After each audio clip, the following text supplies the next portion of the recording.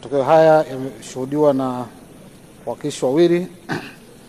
Wa kwanza ni Mheshimiwa Cecilia Pareso kutoka kambi ya Wengi na Mheshimiwa Devota Minja kutoka kambi ya Wachache. Matokeo ni kama ifuatavyo: idadi ya kura zilizopigwa 371, kura zilizoharibika 0, kura za hapana 0,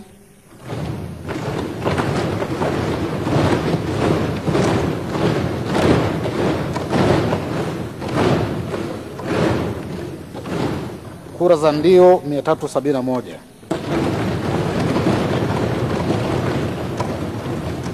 Hivyo Mheshimiwa Daniel Baransilo amechaguliwa kuwa naibu spika wa Bunge la Jamhuri ya Muungano wa Tanzania kwa jumla ya kura 371.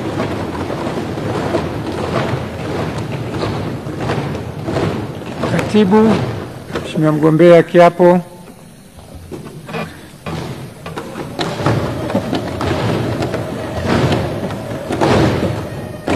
Mimi Daniel Baransilo naapa kwamba nitaitumikia vyema na kwa moyo thabiti Jamhuri ya Muungano wa Tanzania katika kazi zangu kama naibu spika wa Bunge.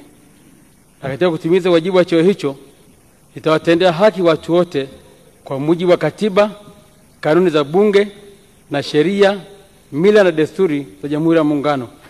Na kwa vyovyote vile sitatoa siri za Bunge. Ewe Mwenyezi Mungu nisaidie.